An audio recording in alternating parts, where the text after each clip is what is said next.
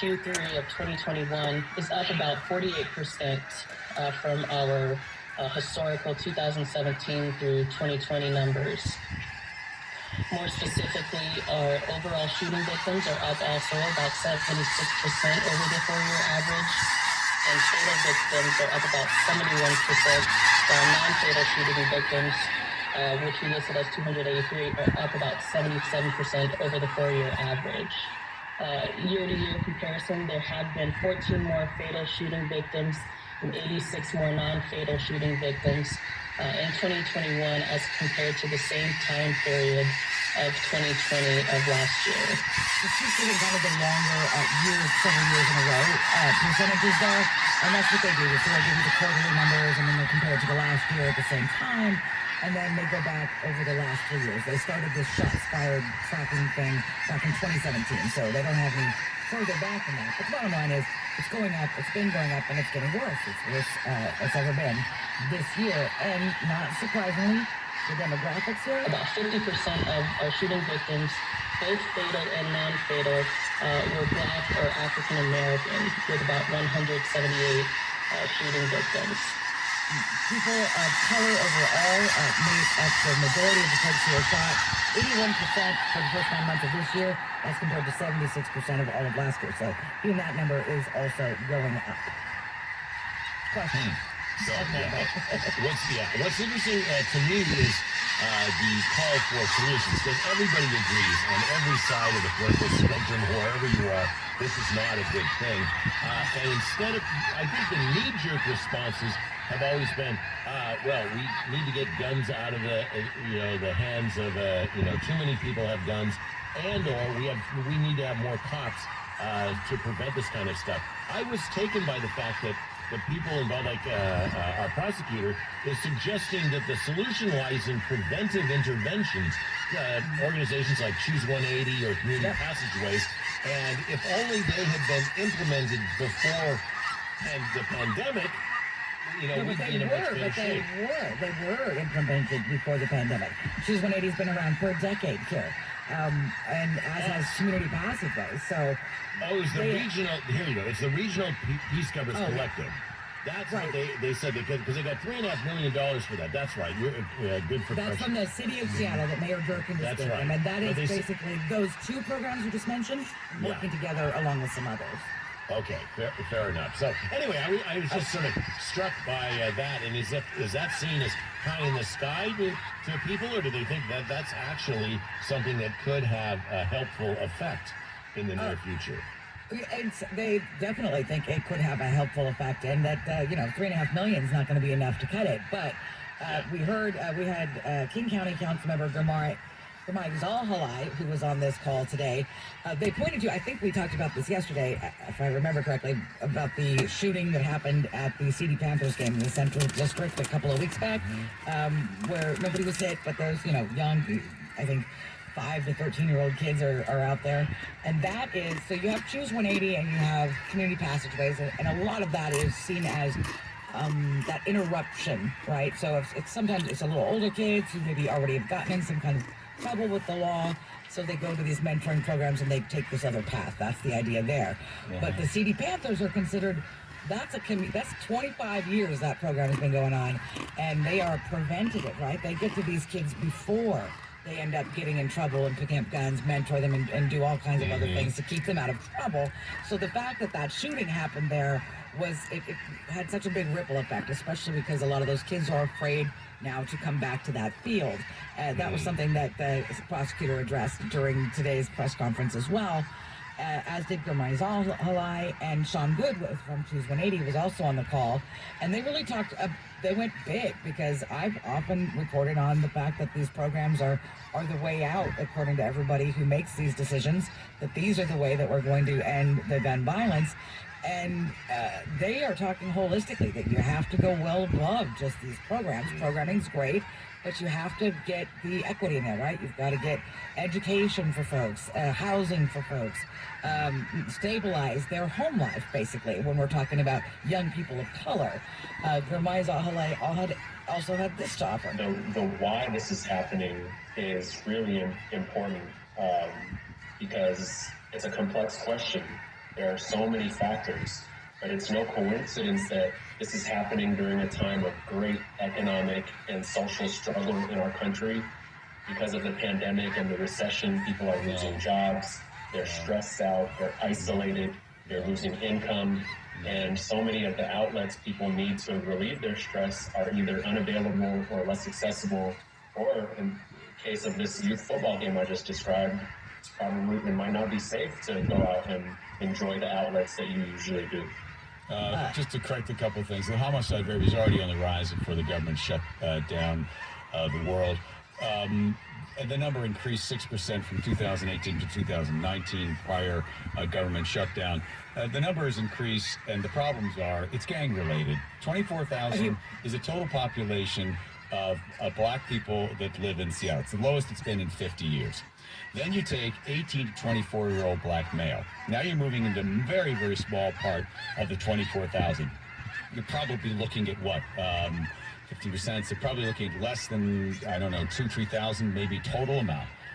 So you know who it is. The greatest threat to a young black man is another black man.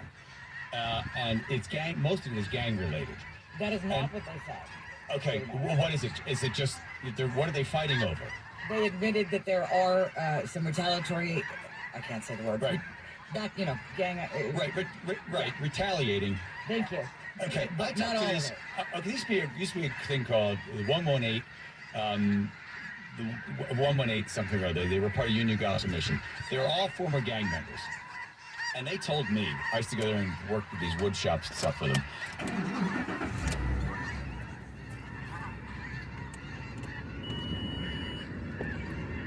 They come after you. Then they come after you. And then they shoot.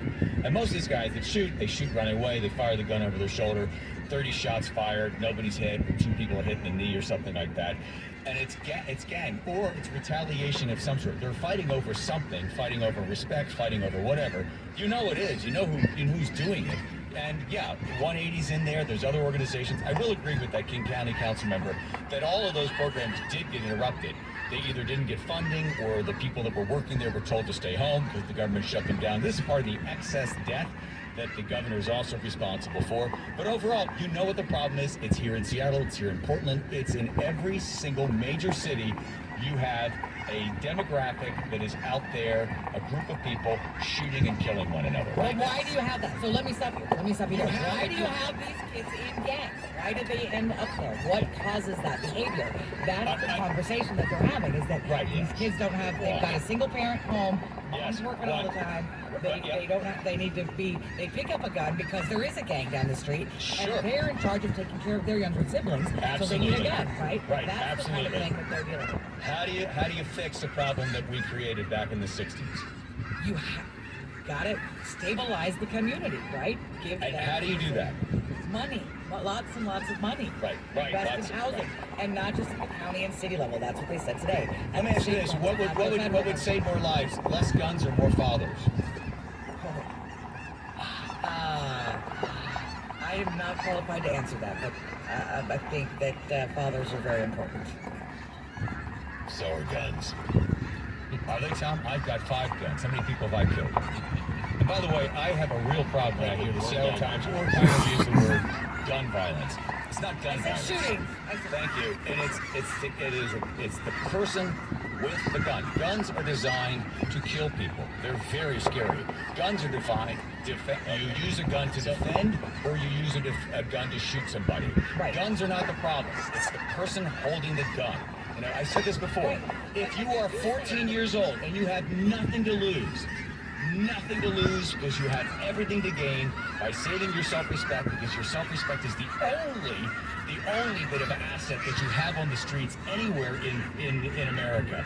That your respect, who you are in that little sort of pathology of a community, that world, your self-respect is everything that you carry with you. And if you get disrespected by somebody, this is what these guys have told me, you lose everything, and now you are even more of a victim, more likely to be shot, or whatever else comes with it. So it is a broken culture right inside that city. What's your answer?